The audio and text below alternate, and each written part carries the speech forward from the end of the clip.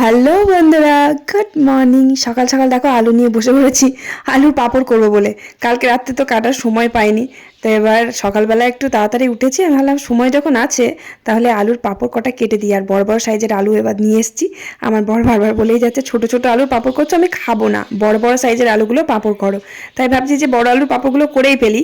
আর ঘরের মধ্যে আলুগুলো সব ঢালা আছে, তো প্রচুর পরিমাণে আরশোলা। আরশোলা কি দিয়ে মারি বলো তো? আরশোলাতে খুব উৎপাত করছে, মানে এক একটা বড় বড় সাইজের আলুর ভেতরে ঢুকে এমনভাবে আলুগুলোকে খেয়ে নিচ্ছে, মানে প্রচুর প্রচুর। তারপরে আবার চালের বস্তার মধ্যে নাকি কর্পূর দিলে কোনো পোকা টোকা হয় না। তো এবার কর্পূরের গন্ধটা না খুব উগ্র, যদি ভাতের মধ্যে গন্ধ হয়ে যায় সেই জন্য আমি দিই না। আর আলু, এই যে আরশোলাগুলো মারার জন্য একটা উপায় জানা থাকলে বলো তো। আমাদের যে সে লাল হিটগুলো বলে না, আরশোলা মারা যেটা হয় কি আর কি, ওগুলো এনেও মানে দেখছি আরশোলা যাচ্ছে না। তাহলে কি করি বলো তো? প্রচুর আরশোলা, বড় বড় সাইজের আলুগুলো খেয়ে নিচ্ছে শুধু। এবার আলুগুলো নষ্ট হচ্ছে, অত আলু পয়সা দিয়ে কিনেছে, এবার এগুলো কেনা আলু। আর এদিকে আবার মাঠের যেসব আলুগুলো নিয়ে আসছে বাড়িতে সেগুলোও আছে। এই কেনা আলুগুলো এখনও শেষ হয়নি, তো ওই আলুগুলো এখনও হাত দিইনি। তো এই আলুগুলো আগে খেয়ে নিই, তারপর ওগুলো না হয় হাত দেবো। সব বলছে, আমার বর বলছে আরেক বস্তা না হয় আলু কিনে নিয়ে আসবো, তুমি পাঁপড় করে দাও।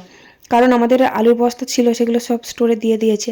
তো এবার কিনতে তো হবেই। আর এখন আলুর দামটাও কম, পাঁপড়টা করে রাখলেও হয়, সারা বছর খাওয়া যাবে। মানে এত ভালো লাগে, এরা এত ভালোবাসে আলুর পাঁপড় খেতে।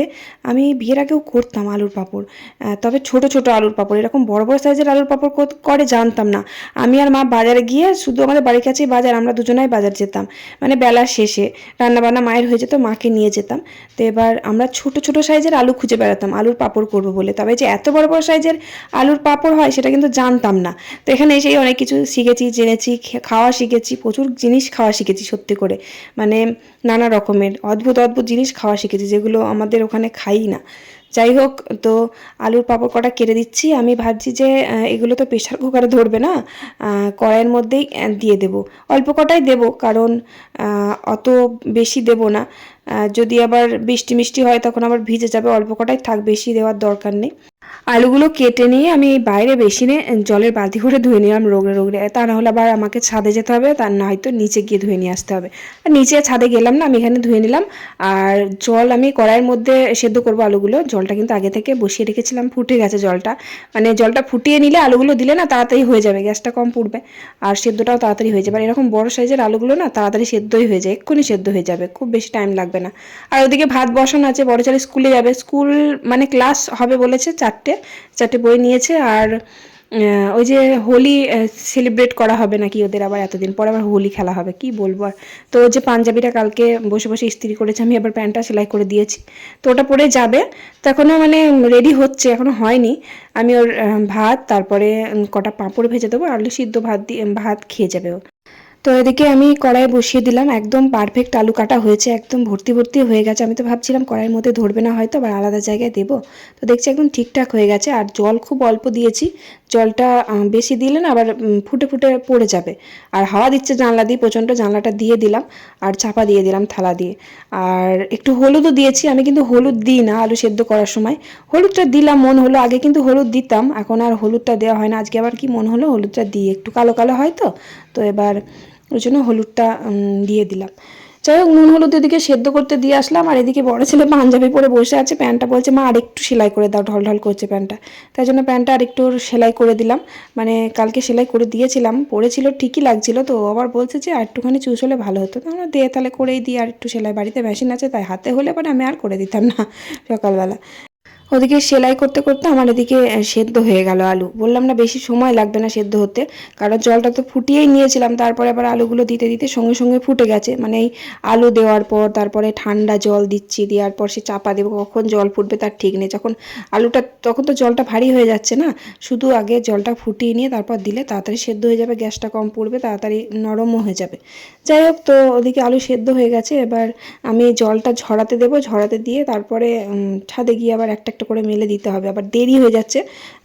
9টা বেজে গেলে তো ভাত বসাতে হবে, তাই জন্য তাড়াতাড়ি করছি আমি। আবার এই যে ঝুড়ির মধ্যে, এবার প্লাস্টিকের ঝুড়িতেই ঝরাতে দিতে হলো, কারণ বড় যে ঝুড়িটা আছে না, মানে যেটাতে আর কি ঝরাতে দিই, সেই কি বলে, সেই কঞ্চি না কিসের ঝুড়ি ওগুলো হয় না, ওই ঝুড়িতেই ঝরাতে দিতে হয়। তো এবার ঝুড়িটার মধ্যে আমার বড় আবার রসুন রেখেছে, তো এই প্লাস্টিকের ঝুড়ির মধ্যেই দিলাম, কিছু করার নেই এখন।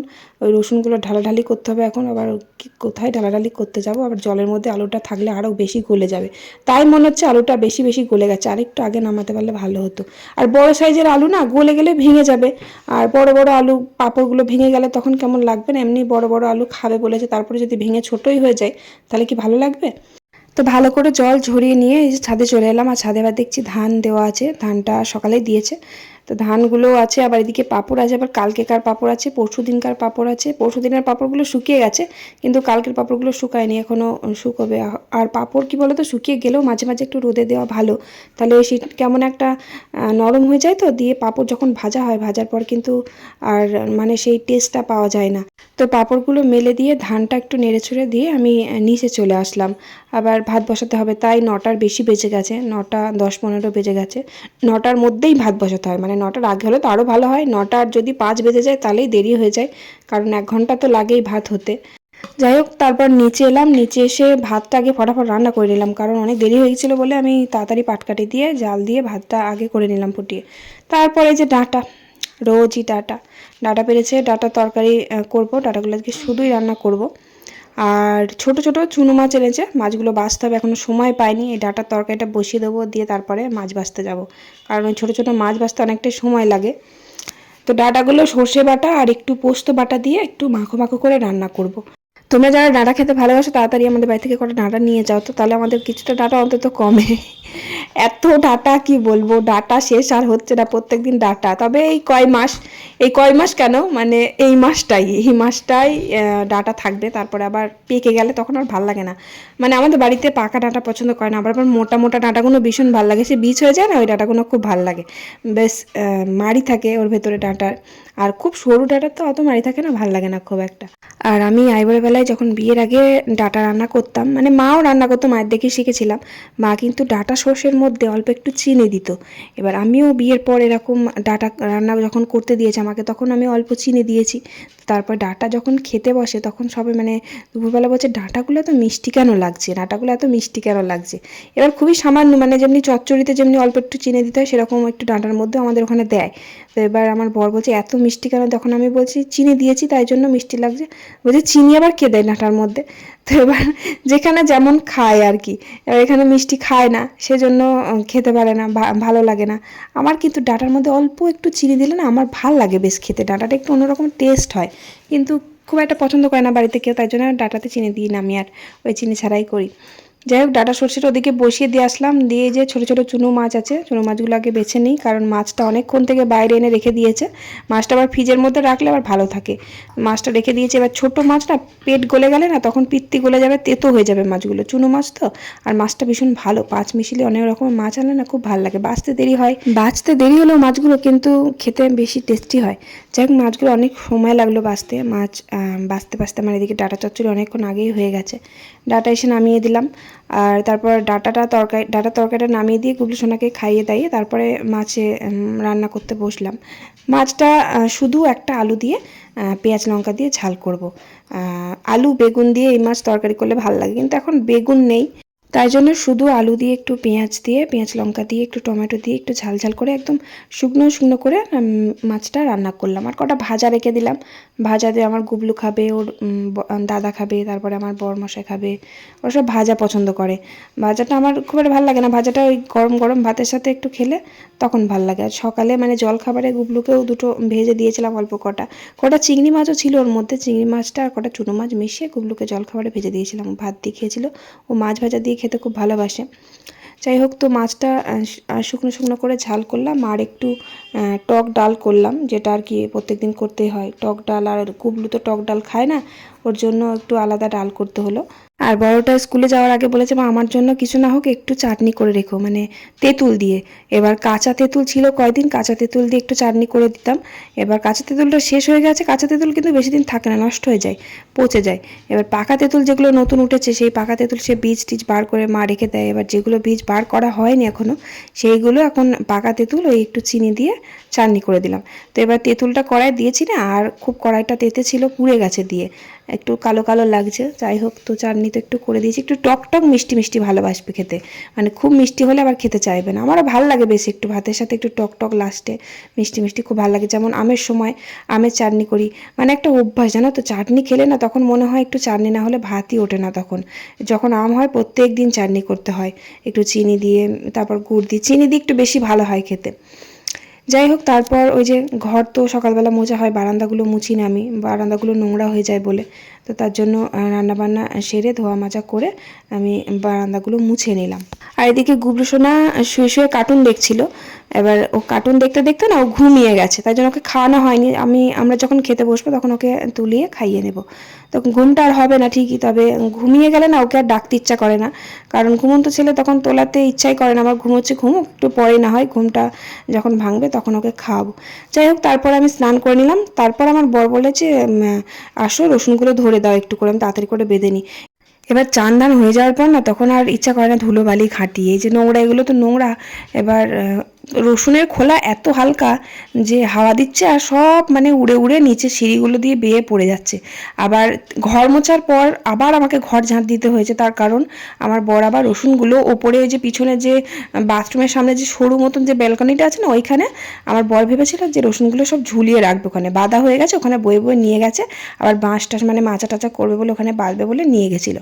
দিয়ে আমি বললাম তুমি এখানে কেন রসুন রাখবে, তারপরে আবার গ্রিলের কাঁচ নেই, হাওয়া দেবে, ঝড় আসবে। তো এবার ঢাকার ব্যবস্থা করেছিল, কিন্তু কী বলতো নোংরা হবে, ওপরের ঘরগুলো না নোংরা হলে না আমার ভালো লাগে না।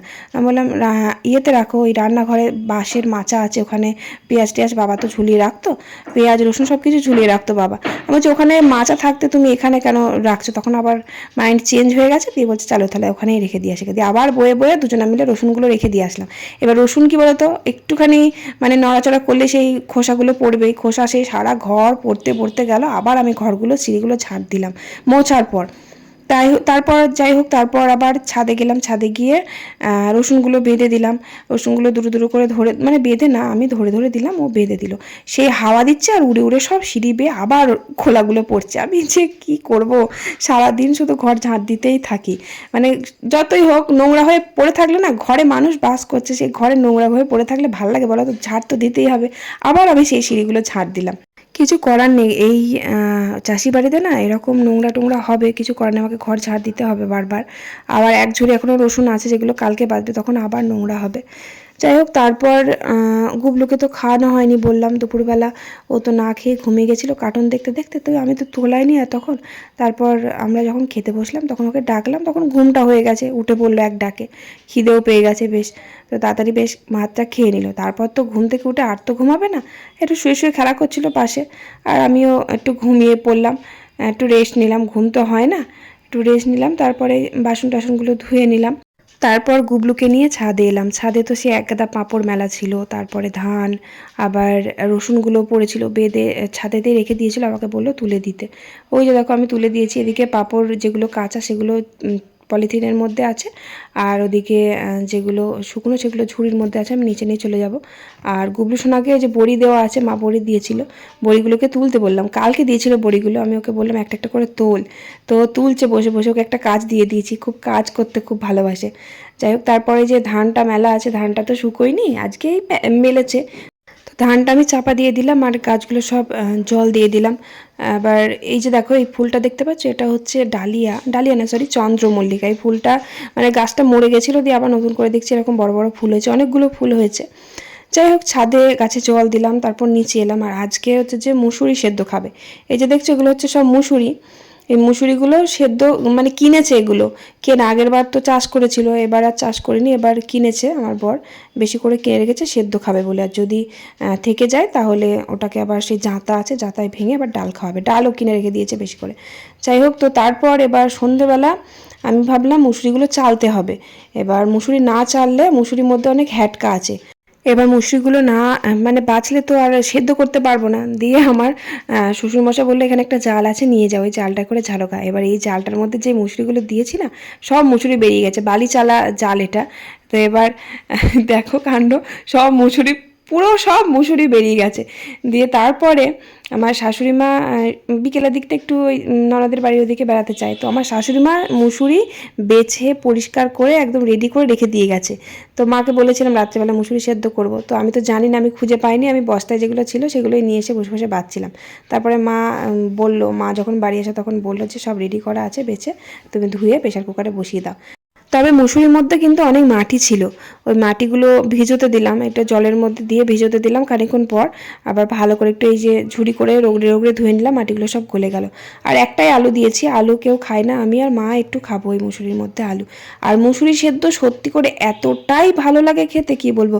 মুসুরি সেদ্ধ হয়ে গেলে একটু ঝোল ঝোল করে খাই আমরা, খুব ভালো লাগে, মুড়ি দিয়ে মেখে খাই। আর রাত্রে কিন্তু এটাই খাবার আর কি, রাত্রে আর কিছু করবো না, রুটি টুটি কিছু করবো না, এই মুসুরি সেদ্ধ দিয়ে রুটি দিয়ে খেয়ে নেবো, সরি রুটি দিয়ে না, ওই মুড়ি দিয়ে খেয়ে নেবো। মুসুরি সেদ্ধ হয়ে গেলে কাঁচা লঙ্কা কাঁচা পেঁয়াজ মাখিয়ে খেলে দারুণ লাগে খেতে, আমার তো খুব ভালো লাগে, মানে ফেভারিট। বিয়ের আগে কিন্তু এসব খেতে পাইনি, কারণ মুসুরি সেদ্ধ ওদিকে কোথাও পাওয়া যেত না। আবার গোটা মুসুরি পাওয়া গেলেও পাড়ার মধ্যে একজনের বাড়িতে জাঁতা থাকতো, আমার মা আবার সেই জাঁতাই করে মুসুরি ভেঙে ডাল করে নিয়ে আসতো। মুসুরি সেদ্ধ মানে খুব কম খেয়েছি আগে।